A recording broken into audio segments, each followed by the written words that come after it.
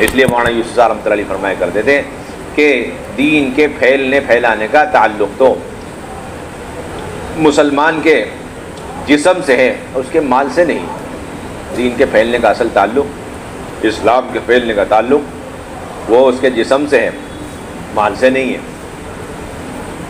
مال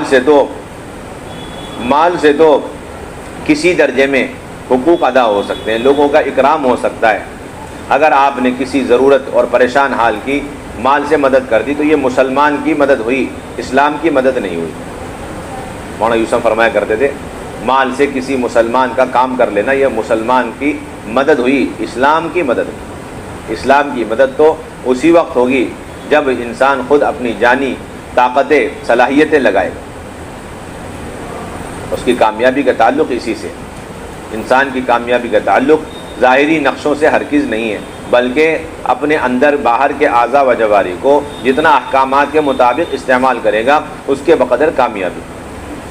فرماتے تھے مولانا یوسف رحمۃ اللہ علیہ اللہ رب العزت نے ہر ایک کو کامیابی کے اسباب برابر دیے، چاہے امیر ہو چاہے غریب ہو، چاہے حاکم ہو چاہے محکوم ہو، آقا ہو چاہے غلام ہو، ہر ایک کو کامیابی کے اسباب اللہ نے برابر دیے ہوئے ہیں۔ 2 آنکھیں یہ بھی کامیابی کا بنیادی سبب، 2 کان کامیابی کا سبب، سارے اعضاء و جواری کامیابی کے اسباب ہیں۔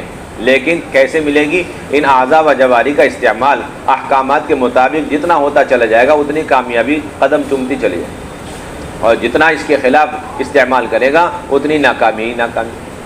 فرماتے تھے کوئی جیل میں کوئی جنگل میں پڑا ہوا ہے اور یہ 2 آنکھیں 2 کان زبان لے کر کے وہ 100% اندر باہر کے اعضاء کو حکموں پر چلا رہا، تو جنگل میں بیٹھے ہوئے اللہ رب العزت کو کامیابی عطا فرمائے۔ جیل میں پڑے ہوئے انسان کو اللہ کامیاب کریں گے اپنی قدرت سے، کیونکہ اس نے کامیابی کی جو شرط تھی اسے پوری کر دی، جو مجاہدہ تھا اس نے پورا کر دیا، جس پر ہدایت ہے۔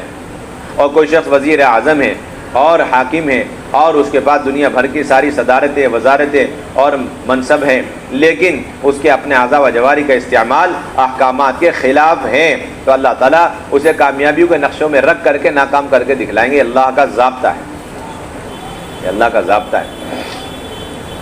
اس لیے میرے بھائیو دوستو بزرگوں، آپ صلی اللہ علیہ وسلم کی دین کی محنت کی سنتیں کیا ہے، اس کا علم ہونا اس سے کئی گنا زیادہ ہے جتنا کہ آپ کی عادتوں کی سنتوں کا علم ہمارے پاس ہے۔ ہم کھانے پینے کی سنتیں خوب یاد رکھتے ہیں اور نماز کی سنتیں خوب یاد ہیں، قیام کی سنتیں کیا ہے، رکوع کی سنتیں کیا ہے، سجدے کی سنتیں کیا ہے، قرات کی سنتیں کیا ہے، اور کھاتے پیتے اٹھتے بیٹھتے چلتے پھرتے تمام ضروریات قضاء حاجت کی سنتیں کیا ہیں، دعائیں کیا ہیں، سب ہمیں معلوم ہے۔ لیکن امت سب سے زیادہ غافل ہے دعوت کی سنتوں سے۔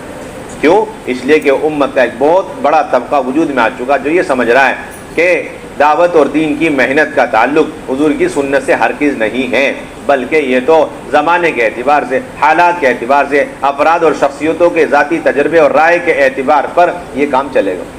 حالات کے حوالے جیسے حال ہوگا ویسے کام کرے۔ تو تنظیمی مزاج، تو کون سا مزاج ہے؟ تنظیمی مزاج۔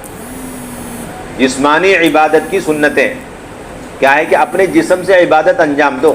اگر بہترین کوئی آلہ تیار ہو جائے جو آپ سے بہترین اچھا قرآن پڑھے، اچھا لمبا رکوع کرے، لمبا قیام کرے، لمبا سجدہ کرے، بتاؤ وہ آپ کے بدلے اگر نماز پڑھ لے تو نماز ادا ہو جائے گی؟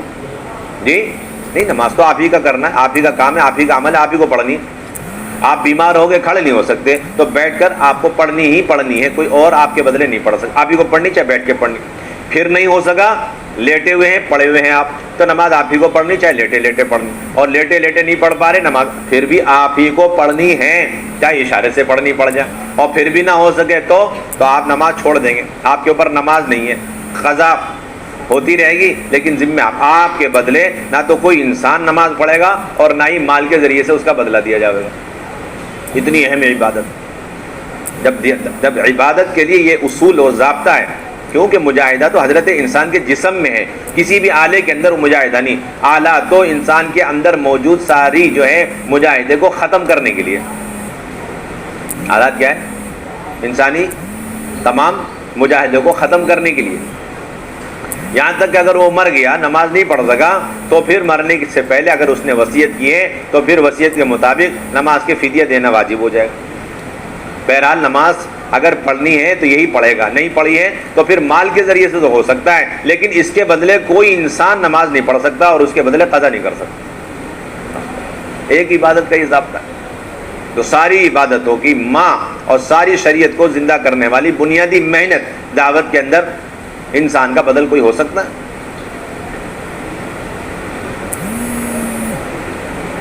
حضرت یحییٰ علیہ السلام کو اللہ نے حکم دیا کہ آپ بنو اسرائیل کو بیت المقدس میں جمع کریں اور 5 چیزیں ان تک پہنچا دیں۔ تاخیر ہو گئی، لوگ جمع ہو گئے، عیسیٰ علیہ السلام نے پوچھا کہ میں جا کر کے وہ 5 باتیں بتا دوں؟ یحییٰ علیہ السلام نے اس پر فرمایا اگر میں نہ گیا، تم چلے گئے اور جا کے میرے بدلے پیغام پہنچا دیا، 5 چیزوں کی تعلیم دے دی، تو ایسا سنگین گناہ ہے کہ اللہ اس پر مجھے زندہ زمین میں دھسا دیں گے۔ جس کام کے اندر نبی سے بڑھ کر کوئی نبی کا بدل نہیں ہو سکتا، اس میں نبی کا بدل نبی نہیں۔ جس کام کے اندر اگر کوئی کسی کا بدل ہو سکتا ہے تو ایک نبی کے کام کا بدل ایک نبی ہی ہو سکتا ہے۔ وہ دونوں کے مقاصد ایک، دونوں کی فکریں ایک، دونوں کی صلاحیت ایک، دونوں برگزیدہ۔ لیکن جب بنیادی اس کام کے اندر نبی کا بدل نبی نہیں، تو یہ گندگیوں سے بھرے ہوئے، فحاشیوں سے بھرے ہوئے، برائیوں سے بھرے ہوئے اور بے حیائی کو پھیلانے والے، جہالت کو پھیلانے والے یہ سارے آلات، یہ حضرت انسان کا بدل کیسے ہو سکتے ہیں؟ یہ سب سے بنیادی اصول، سب سے بنیادی سنت ہے۔ اپنی ذات سے چل کر جا کر کے دعوت دینا، ایک ایک کے پاس جا کے دعوت۔ حضور پاک صلی اللہ علیہ وسلم کے زمانے سے لے کر آج تک دعوت کے جن اعمال پر اللہ رب العزت کی غیبی مددیں، نصرتیں ہوئی ہیں اور ہوتی رہیں گی، اس میں سب سے بڑا مہا عمل وہ اپنی ذات سے جا کر چل کر دعوت دینا ہے۔ اللہ کے نبی صلی اللہ علیہ وسلم کا معمول تھا کہ دعوت دینے میں کبھی کسی کو جب تک مجبوری نہیں ہوتی کسی اور کو نہیں بھیجا کرتے، ورنہ ہر ایک کو اپنے ساتھی موجود ہیں، صحابہ موجود ہیں، لیکن آپ صلی اللہ علیہ وسلم ایک ایک امتی کے سامنے کے وقت میں خود ہی دعوت دیا کرتے۔ کیا کرتے تھے؟ آپ خود ہی دعوت دیتے تھے۔ آپ نے ایک دیہاتی کو دعوت دے دی، اس نے کہا کہ آپ کی بات کی گواہی کون دے گا؟ آپ نے فرمایا کہ وہ درخت، وہ کنارے پہ کھڑا ہوا، آپ نے اسے بلایا، زمین پھاڑتا ہوا، چیرتا ہوا آیا، کھڑا ہو گیا، 3 مرتبہ گواہی طلب کی، اس نے 3 مرتبہ گواہی دے دی۔ یہ ہے انفرادی دعوت پر، خود جا کے دعوت دینے پر اللہ کی غیبی مدد ہے، نصرت ہے۔ اگر کسی کی ہدایت مقدر میں، وہ ہدایت بھی اسی وقت ملے گی جب جسمانی طاقت لگا کر جا کر کے دین کی دعوت دیں گے، اور کسی کی ہدایت مقدر میں نہیں ہے، ہلاکت ہی مقدر میں ہے، ہلاک اسی وقت ہوگا جب خود جا کے دین کی دعوت دینے میں اپنی طاقت لگا کر کے اپنے مجاہدے کو پائے تکمیل تک نہیں پہنچائے گا، تو اس کی ہلاکت بھی نہیں ہوگی۔ ہدایت بھی اسی وقت جب مجاہدہ تکمیل تک ہو، اور ہلاکت بھی اسی وقت جب مجاہدہ دعوت کے اعتبار سے کمال تک پہنچ جائے گا۔ آپ صلی اللہ علیہ وسلم نے ایک صحابی کو، ایک سردار کو دعوت دینے کے لیے بھیجا، وہ کہہ کے بھیجا دیکھو بڑا خطرناک آدمی ہے، بہت سرکش انسان ہے، لیکن دعوت دینی ہے۔ وہ گئے جا کے اللہ کی دعوت، جب اللہ کی دعوت دی تو وہ آدمی کہنے لگا مشرک کہ بتاؤ جس اللہ کی تم دعوت دے رہے ہو وہ کس چیز کا بنا ہوا ہے؟ لوہے کا، تانبے کا، پیتل کا، سونے کا، چاندی کا، پتھر کا، لکڑ کا؟ یہ تو حیران ہو گئے، کہنے کے واقعی یہ تو فرعون سے بھی گیا گزرا انسان، واپس آ لیے۔ اللہ کے نے کہا دوبارہ جاؤ دعوت دو۔ وہ گئے تو دوبارہ وہی سوالات اس نے اٹھائے، جس اللہ کی تم دعوت دے رہے کس چیز کی بنی ہوئی چیز ہے وہ تمہارا معبود کس چیز کا بنا ہوا؟ واپس آ لیے۔ پھر تیبارہ اللہ کی نے کہا کہ تیبارہ جاؤ۔ یہ کہتے ہیں بار بار جانا، بار بار جانا، بار بار جانا، خاص نبیوں کی سنت۔ آپ یہی ساری چیزیں اپنے حالات پہ ڈال دی۔ کس پہ ڈال دی؟ ایک مرتبہ چل کے جانے کے لیے تیار نہیں اس کام کے لیے جس کے لیے سارے نبیوں کو بھیجا گیا، جس کام کے لیے سارے نبی بھیجے گئے، ان سے بڑھ کر برگزیدہ اور اعلیٰ درجے کے انسان دنیا کے اندر نہیں، جس کام کے لیے ان کی جسمانی صلاحیتیں، طاقتیں، حتیٰ کہ ان کے 2 ٹکڑے کروا دیے گئے، آج وہ سارا کام حالات کے اوپر ڈال کر کے کہہ رہے وما علینا الا البلاغ۔ سوچنے کی بات، 3 مرتبہ بھیجا۔ صحابی کہتے ہیں میں تیسری مرتبہ گیا، جب دعوت دینے لگا اور وہ سوال کرنے لگا تو میں نے دیکھا اللہ کا عذاب آ گیا۔ آنکھوں سے میں نے دیکھا ایک بادل کا ٹکڑا آیا اس کے سر کے محاذات پہ اور اس کے اوپر بجلی گری اور اس کے سر کو اڑا کے لے گئی۔ یہ ہے جب مجاہدہ دعوت انفرادی کا تکمیل تک اور کمال تک پہنچتا ہے تو اللہ یا تو ہدایت کے فیصلے فرماتے ہیں یا پھر ہلاکت کے اللہ تعالیٰ انتظام فرماتے ہیں۔ اور داعی وہ ہے جو دعوت دے کر اور دعوت کے اندر کے مجاہدے کو کمال درجے تک پہنچانے کے بعد ہدایت ہی کی امید لگائے اور دعائیں ہدایت کرتا رہے، دعائیں بد دعا نہ کرے، یہ اور اعلیٰ درجے کا مجاہدہ۔ لوگ کہتے ہیں کہ آج کے زمانے میں جو سہولتیں تھی حضور کے زمانے میں ہوتی تو ضرور اختیار کی جاتی، حالانکہ حضور صلی اللہ علیہ وسلم کے زمانے میں جو اللہ رب العزت نے سہولتیں آپ کی ذات اقدس کے لیے دی ہیں، قیامت تک سارے سائنسدان مل کے ایسی سہولتیں پیدا نہیں کر سکتے، ایسی سہولتیں پیدا نہیں کر سکتے۔ اللہ کے نبی صلی اللہ علیہ وسلم کو معراج کرانے کے لیے ایسی سواری دی گئی، ساری دنیا والے مل کر قیامت تک کے لیے وہ سواری تیار کر سکے؟ کوئی کارخانہ کہ نہیں؟ عبادت کے لیے سہولت آ گئی، ٹھیک۔ اور پھر جب دعوت کا نمبر آیا، وہی سید الانبیاء دعوت دینے جا رہے، طائف پیدل جا رہے ہیں، اب وہ براق سواری کہاں چلے گئی؟ کس نے چوری کر لی؟ وہ اللہ رب العزت اس بات پر قادر نہیں تھے کہ اپنے حبیب صلی اللہ علیہ وسلم کو ان تکالیف سے بچانے کے لیے اس نوکیلے اور پتھریلی زمین سے پیدل چلانے کے بجائے بہترین سواری، دو بہترین سواری دے کر کے انہیں سیکنڈوں میں، لمحوں میں وہاں پہنچا دیتے، جس اللہ نے انہیں ایک رات کے اندر مکے سے بیت المقدس، اور بیت المقدس میں امامت، نماز تمام نبیوں کی، اور اس کے بعد پورے آسمان کا سفر، جنت دوزخ کا سیر، اللہ سے ہم کلامی، سارا کام ایک دن میں، ایک رات میں ہو گیا، اور سب کچھ ہو کر کے رات ہی کو واپسی ہو گئی، اور صبح مکے میں خبر دے رہے میں ایسے گیا تھا، ایسے آیا، وہ ماننے کو تیار ہی نہیں۔ اچھا یہ بتاؤ بیت المقدس کے اندر کتنے ستون ہیں؟ اگر آپ بیت المقدس آج ہی رات جا کر آئے ہو تو یہ بتاؤ بیت المقدس میں کتنے ستون ہیں؟ اللہ کے نبی نے دعا مانگی تو اللہ رب العزت نے بیت المقدس کا نقشہ اللہ کے نبی کی آنکھوں کے سامنے رکھ دیا، گن کے بتا دیا اتنے ستون ہیں، بولو اور کیا چاہیے؟ پھر بھی نہیں ماننے۔ جو ضدی ہوتے ہیں دلائل کے باوجود نہیں مانتے، دلائل کے باوجود نہیں مانتے۔ تو سب کچھ ہو گیا، تو جب طائف کے دعوت کے سفر میں اللہ کے نبی جا رہے، سواری وہاں پہنچنے کے بعد ابھی مدد نہیں آئی، سخت تکلیفیں اٹھا لی، ابھی مدد نہیں آئی، پتھر پہ پتھر، پتھر کی بارش، اور اس کے بعد جب تھک کے چور ہو کر کے ان کے خادم کہتے ہیں حضرت زید بن حارثہ رضی اللہ تعالیٰ عنہ کہ میں اور اللہ کے نبی میلوں چلتے رہے بے ہوشی کے عالم میں، ہمیں پتہ ہی نہیں، دوڑتے رہے کیونکہ پیچھے نوجوان لگا دیے گئے، پتھر مار رہے، گالیاں دے رہے اور مذاق اڑا رہے۔ جب جا کے کہیں قرار آیا تو پھر جبرائیل امین اب آئے۔ کیوں بھائی جبرائیل امین پہلے کیوں نہیں آئے؟ وہ فرشتے لے کر آئے جو دو پہاڑوں کو ملا کر کے طائف والوں کو کچل کے رکھ سکتے ہیں، وہ فرشتے پہلے کیوں نہیں آئے اللہ کے نبی کے جسم پر پتھر روکنے سے؟ قیامت تک دکھلانا ہے کہ جسمانی صلاحیتیں اور جسمانی طاقتیں اور مجاہدے کے بعد ہی دعوت کا کام ہو سکتا ہے، قیامت تک کے لیے سنت ہے، بتلانے ہی کے لیے ہے یہ، اور پھر یہ بتلانے کے لیے جب اس جسمانی طاقت اور مجاہدوں سے گزرو گے تو پھر اللہ کی غیبی مدد ہے تمہارے ساتھ، ایسے جیسے قرن اول میں۔ یہ ترتیب ہے اس کی۔ ہم مجاہدہ کرنا نہیں چاہتے اور چاہتے ہدایت بھی مل جاوے جن کے مقدر میں، اور چاہتے ہلاکت بھی ہو جاوے جن کے مقدر میں ہدایت نہیں، دونوں چیزیں ناممکنات میں سے۔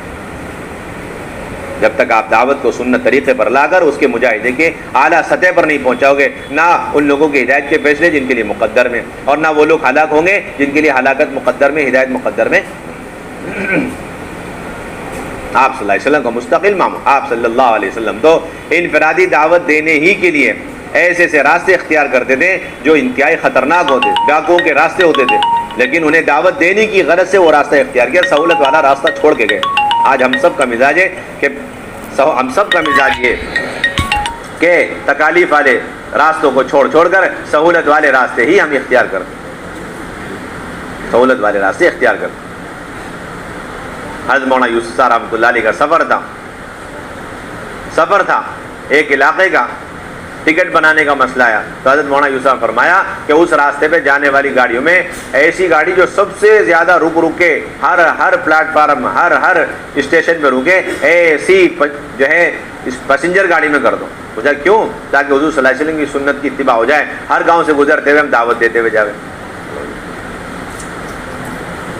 مدینے میں اجتماع کے لیے اللہ کے نبی جا رہے، ڈاکوؤں کا راستہ اختیار کر کے جا رہے تاکہ ان کو دعوت دیتے ہوئے جائے، اور ہم یہ چاہتے ہیں کہ بغیر کسی محنت اور مجاہدے کے سفر کر کے سیدھے پہنچ جائے۔ مولانا یوسف فرمایا کرتے جی ایسی گاڑی لاؤ جو وہاں جاتے ہوئے سب سے زیادہ رک کر کے جاوے، ہر اسٹیشن پہ رکے تاکہ ہر گاؤں والوں کو، ہر اسٹیشن والوں کو ہم دعوت دیتے ہوئے جائیں۔ دعوت کی سنتیں، اس لیے بنیادی ذمہ داری آپ صلی اللہ علیہ وسلم نے حضرات صحابہ رضی اللہ عنہ اجمعین کو مدینہ طیبہ کے اندر رکھ کر کے مسجد اور اعمال مسجد پر اٹھایا، اور پھر 24 گھنٹے حضرات صحابہ کو اس طرح مسجد کا عادی بنایا کہ حضرات صحابہ گھروں میں کم اور مسجدوں میں زیادہ رہا کرتے تھے۔ حضرات صحابہ مسجدوں میں کم، مسجدوں میں زیادہ، گھروں میں کم رہا کرتے تھے۔ بقول حضرت جی مولانا یوسف صاحب رحمۃ اللہ علیہ کے ایک صحابی کی زندگی کو میں نے غور سے دیکھ لیا۔ اللہ کے راستے میں نکلنے کا وقت ان کے کھاتے میں سالانہ 6 سے 7 مہینے، ہر صحابی کے حصے میں کتنے سالانہ؟ جی 6 سے 7 مہینے. آج بھی وہی درخواست ہے، ہر امتی سے درخواست ہے سال کے 6 مہینے دو. 4 مہینے اللہ کے راستے میں لگاتار، اور پھر 2 مہینے نظام الدین کے مشورے کے حوالے ہو جاؤ. اکٹھے 6 مہینے کی تشکیل نہیں، 6 مہینے کی تشکیل ہے لیکن اکٹھے لگانا نہیں. 4 مہینے خروج کے، باقی 2 مہینے نظام الدین کے مشورے سے. بھائی لگائیں گے انشاءاللہ. اور فرماتے تھے اس کے بعد کیا تھا، 6 مہینے کمانے کے لیے بیٹھ جاتے تھے حضرات صاحبہ، کہ نہیں، ان کا اگلا کام تھا کہ مدینہ طیبہ میں جو پوری دنیا سے، پورے عرب کے علاقے سے دین سیکھنے کے لیے کلمہ پڑھ پڑھ کر کے ماحول میں آ کر دین سیکھنے کے لیے آتے تھے. اب ان کی نصرت کی ذمہ داری انہی انصار کے اوپر تھی. ان کے اوپر تھی، ان انصار مدینہ کے اوپر تھی. ایک ایک صحابی کے اوپر ایک گھرانہ، 2 گھرانہ، ایک خاندان، 2 خاندان. ایسے میں حال یہ بنا کہ گھر کے اندر فقر و فاقے کا عالم شروع ہو گیا انصار کے. اور اللہ کے نبی صلی اللہ علیہ وسلم بجائے یوں کہنے کہ بھائی ہجرت کر کے لوگ دین سیکھنے کے لیے آ رہے ہیں، لہٰذا خوب کماؤ، زیادہ وقت کمائیوں میں لگاؤ، اور پھر انہیں خوب کھلاؤ، ان کی خوب نصرت کرو، 10 گھنٹے تم کماؤ، یہ بات کہیں نہیں ملتی سیرت کے اندر، کہیں نہیں ملتی. مولانا یوسف علی کا جملہ فرماتے تھے بجائے یوں کہنے کہ یوں کہا کہ جتنا وقت یہ مہاجرین مدینے میں دے رہے مسجد کے اندر، اتنا ہی وقت اے انصار مدینہ تم بھی مدینہ مسجد میں دو. کیا فرماتے تھے؟ اتنا ہی وقت تم بھی دو. تو کمانے، ایک تو ایک انصاری پر ڈبل بوجھ، اور دوسرا کمائی کا جو نقشہ تھا اسے بھی چھوڑوا دیا. کمائی کا جو نقشہ اسے بھی چھوڑوا دیا. نتیجہ یہ ہوا گھر کے اندر فقر و فاقے شروع ہو گئے. مالدار سے مالدار انصاری صحابی کے گھر میں چولہے بجھ گئے. پھر جب اللہ کے راستے میں جانے کی باری آئی تب بھی یہ بات نہیں تھی کہ مہاجرین کو بھیج دیا جائے، انصار رہیں، چلو پیچھے رہ کے کاروبار دھندا دیکھو اور اچھی طریقے سے کمائیوں کا انتظام کرو. کہیں نہیں، ساتھ میں نکلنا ہے.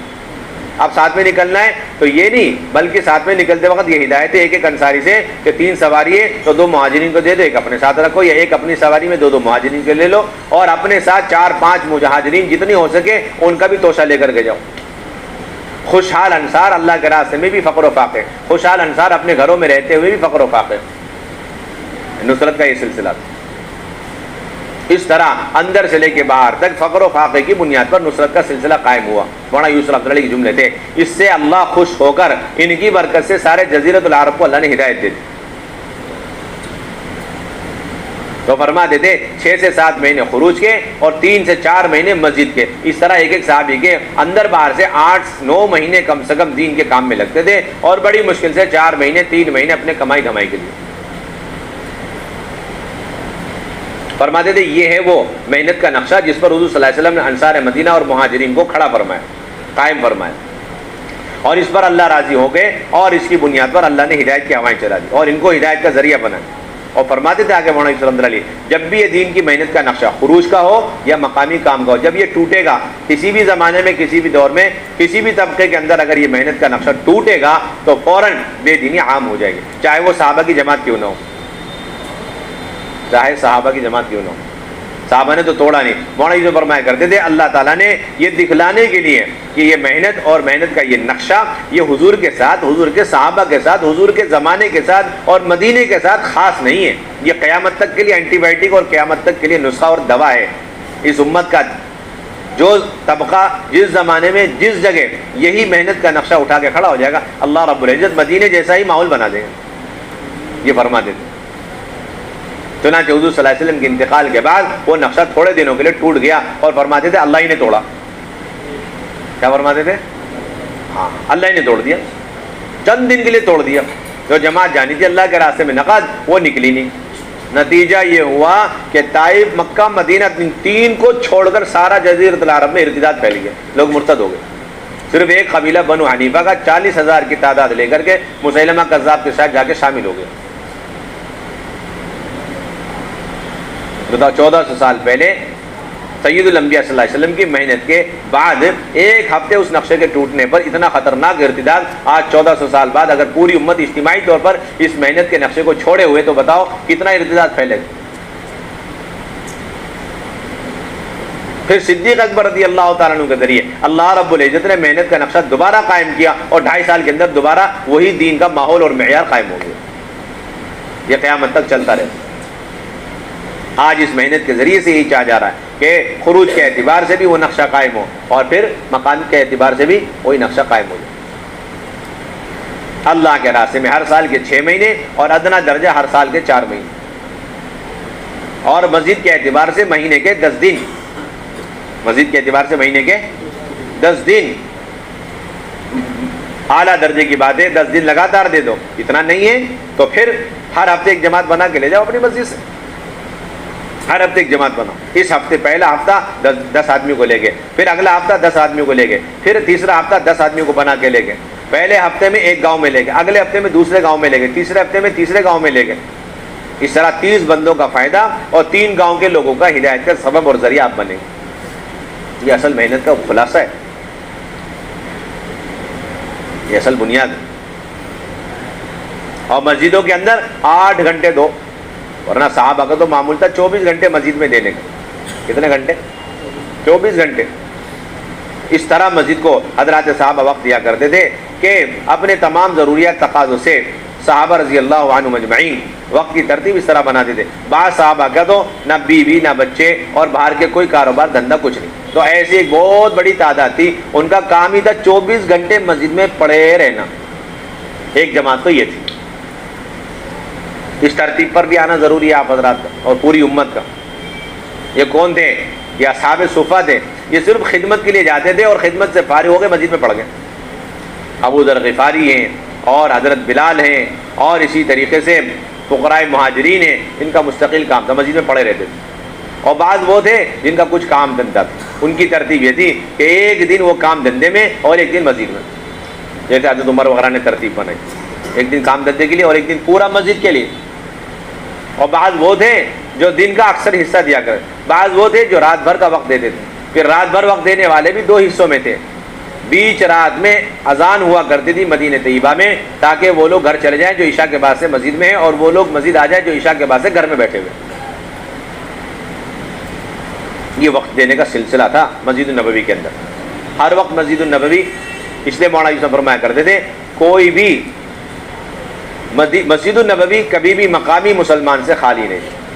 اتنا لمبا لمبا حضرات صحابہ لے کر کے بیٹھا کرتے تھے ایمان کے اور علم کے حلقوں میں کہ حضرت عمر رضی اللہ تعالیٰ عنہ کو کہنا پڑا. اور وہ لوگ سمجھتے تھے کہ بھائی مسجد تو صرف اعمال کی جگہ ہے، یا نہ سو سکتے ہیں نہ آرام کر سکتے ہیں. تو حضرت عمر رضی اللہ تعالیٰ عنہ کو رحم آیا اور کہنا پڑا کہ دیکھو جو شخص مسجد کے اندر لمبا بیٹھا ہوا ہے، اس میں بیٹھا طواف کے لیے ہے اور اسی مسجد کے اندر ذکر کے لیے، تلاوت کے لیے، نماز کے لیے لمبا بیٹھا ہوا ہے، تو ایسا شخص تھوڑی دیر کمر سیدھی کرنے کے لیے لیٹ سکتا ہے.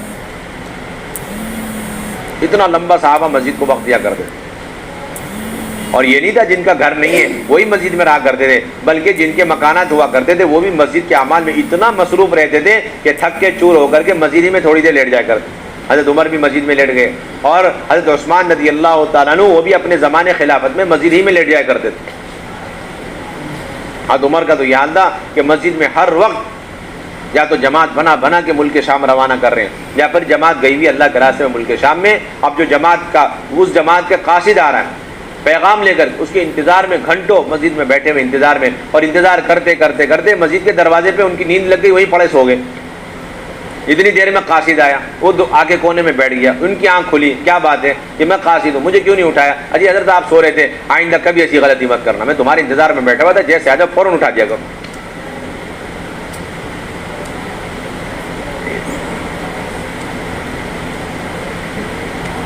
قاصد سے سارے حالات لے رہے ہیں. کارگزاری کا مجلس مسجد کے اندر لگی ہوئی. آپ صلی اللہ علیہ وسلم کا بھی معمول، جو آتے تھے ان کی کارگزاری مسجد میں، اللہ کے راستے میں جانا ہے اس کی تشکیل ہے مسجد کے اندر. آپ کارگزاری میں، اور قاصد کارگزاری سنانے کے بعد کہہ رہا کہ اتنے سارے خطوط میں لے کر کے آئے ہوں.